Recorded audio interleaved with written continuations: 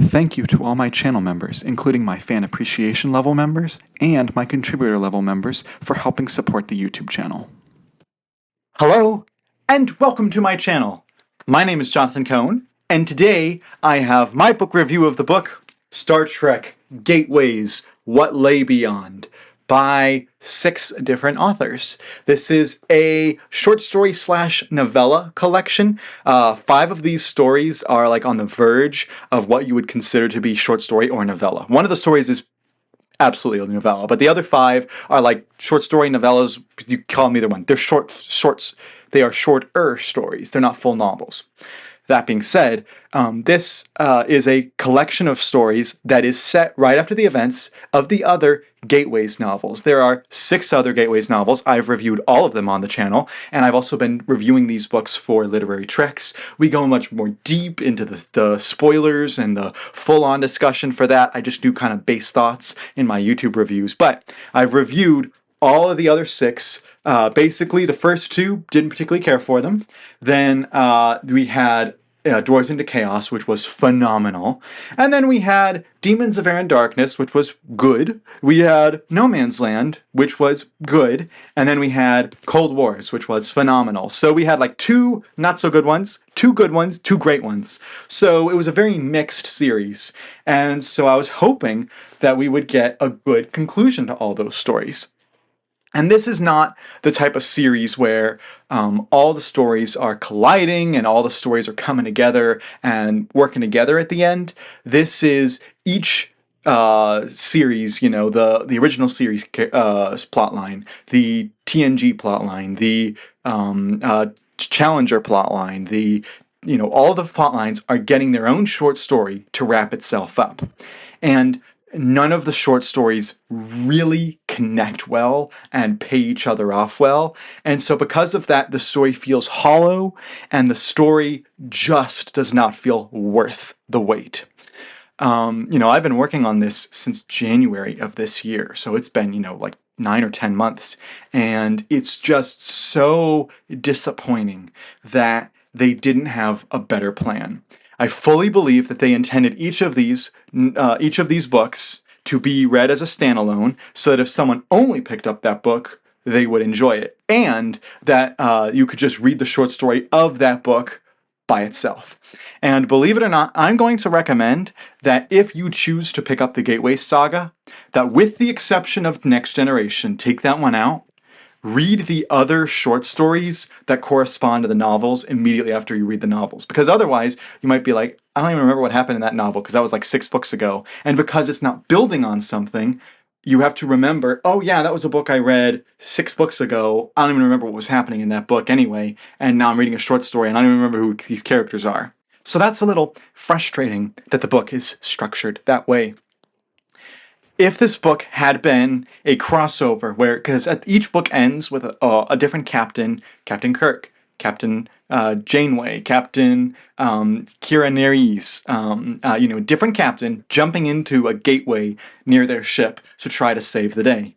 And had all of these captains all been teleported to the same place, and therefore you have to have like 6 captains working together to try to save the day, that would have been an epic book if they had done this as a novel or something, or had made this short story collection, but had them flow like sequential short stories. But because they are all fully standalone, it just does not work as well.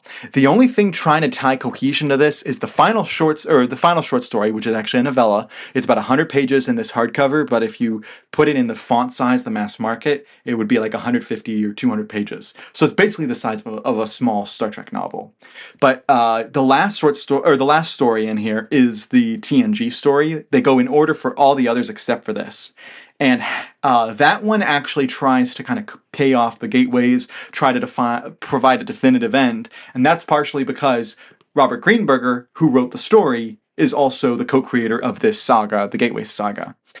And with the exception of that, the rest of them just feel like they weren't worth the read. It feels like it's paying off a tiny little thing, but it feels like you've wasted your time.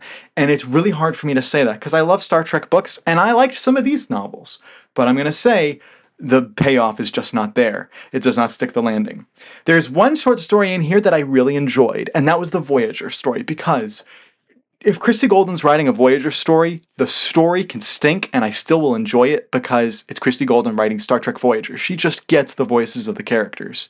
So, and really it was just Janeway and Q, because you can figure out that it's going to be Q in the book because it literally is, the title of the book is In the Q, spelled Queue. But it's Janeway and Q is her short story, and it's just pure Janeway Q stuff that you'd see in the show. Like it fits so well, and because of that, it was the one that felt the most like some scenes from a television series, and so I was enjoying that one so much. The TOS story with Kirk does in a way pay off the first book and makes me appreciate the first book a little bit more. So it does that. And the TNG story was fine. But the Chainmail story, I did not think the Chainmail book was particularly good. And the Chainmail story here is just, it's incomprehensible. And then the Cold Wars story, a story tying off the New Frontier story, that was such a letdown.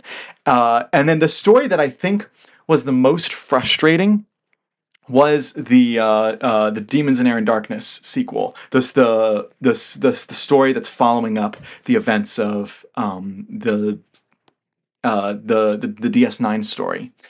Keith Canada has written some of my favorite Star Trek books. The IKS Gorkin books, his Singular Destiny book, his Articles of the Federation. Oh my goodness, he's written so many good books, and I even enjoyed Demons of Air and Darkness.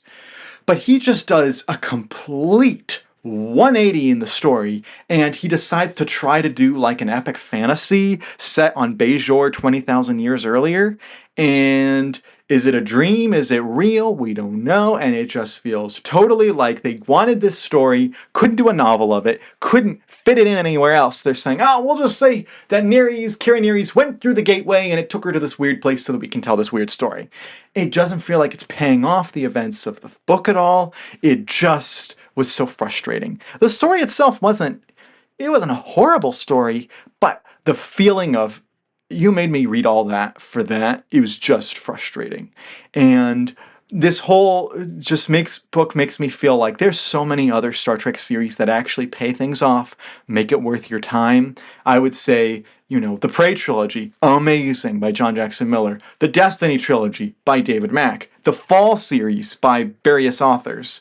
There's so many great, even the IKS Gorkin duology.